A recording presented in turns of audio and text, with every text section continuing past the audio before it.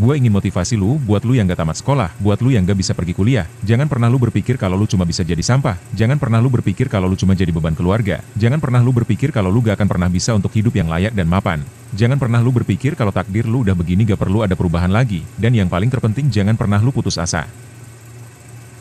Gua punya kenalan lah ya. Ada temen bapak gua, dia gak kuliah dan bahkan gak punya ijazah SD, SMP, SMA, karena beliau hanya lepas sekolah sampai kelas 5 SD. Meskipun demikian, dia tetap bisa nulis dan menghitung. Tulisannya sama dengan tulisan-tulisan kita pada umumnya, gak kurang, gak kebalik, gak lebih, dan hitung-hitungnya juga bagus untuk hal-hal basic pada umumnya.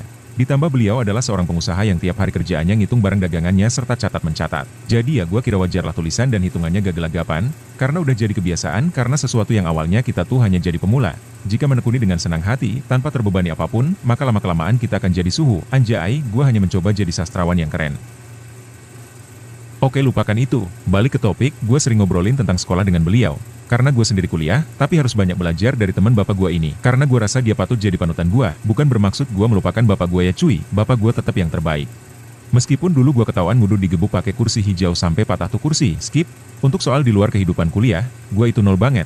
Gue nanya gini, gimana sih om? Sekolah itu menurut om? Dia bilang gini ke gue, katanya sekolah itu hanya jadi bagian pengalaman hidupnya sekaligus belajar hal-hal basic, seperti menulis, membaca ataupun menghitung. Katanya meskipun saya gak sekolah, tapi saya gak pernah putus asa. Saya tidak bisa berpikir sekolah itu hanya jadi pembatas untuk saya mencapai kehidupan yang lebih baik.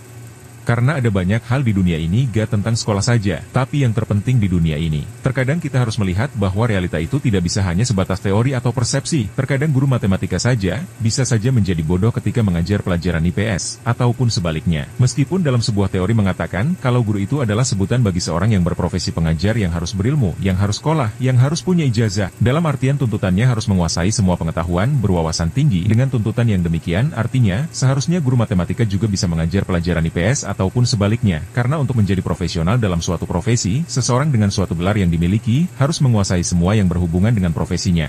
Meskipun fakta pendidikan mengatakan, kalau guru ada bidang khususnya masing-masing, memang betul itu fakta pendidikan, namun jika kata guru masih melekat, seperti yang telah disebutkan tadi, bahwa seorang guru dengan semua tuntutannya, seharusnya bisa menguasai semua bidang pendidikan, jika tidak atau hanya menguasai salah satu bidang saja, bukankah itu dapat menghilangkan sisi keprofesional seseorang dengan gelarnya?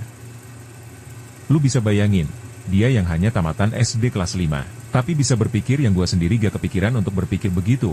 Bahkan gue sendiri masih gak ngeh dengan opininya. Terus gue nanya lagi, om kok bisa beropini begitu tanpa sebuah jurnal? Gimana om? Karena dalam sebuah penelitian mengatakan bahwa sebuah opini argumentasi tanpa sebuah jurnal, maka tidak bisa dipegang. Artinya itu bagaikan sebuah mimpi diri sendiri. Beliau hanya tersenyum dan mengatakan, kamu tahu apa yang bisa membuat kamu bisa makan, minum, buang air kecil? Terus dengan gaya seseorang yang berpendidikan, gue jawab, ya semua itu berasal dari reaksi tubuh yang memberi sinyal kepada otak, bahwa tubuh perlu sesuatu. Beliau tersenyum dan menjawab, lalu bagaimana dengan orang gila? Meskipun tubuhnya meminta untuk makan, minum, buang air kecil ataupun besar, akan tetapi kamu bisa lihat sendiri gimana, ada yang dikasih makan malah dibuang-buang, ada yang buang air sesuka hatinya, dia gak tahu bahkan gak merasakan hal itu, kita yang waras tahu lapar, tahu kalau mau buang air itu harus pergi ke toilet. Karena apa? Karena kita bisa berpikir normal atau berpikir dengan baik. Jadi apa? Berpikir adalah kunci untuk kamu tetap hidup. Berpikir adalah cara kamu menentukan hidupmu. Semua gak berpengaruh kecuali pikiran. Sekolah itu dibangun karena adanya sebuah pemikiran. Metode belajar adalah hasil dari pemikiran. Semua yang dibangun oleh manusia di dunia ini di atas pemikiran. Bapak kamu ingin punya anak jadi kamu. Karena bapak kamu berpikir bahwa saya harus punya anak. Dan kamu lihat, setiap orang punya jalan pikir yang beda-beda. Jadi saya bisa menyimpulkan, kalau berpikir itu adalah seni yang sebenarnya dalam hidup. Dan saya pegang hal itu sampai sekarang.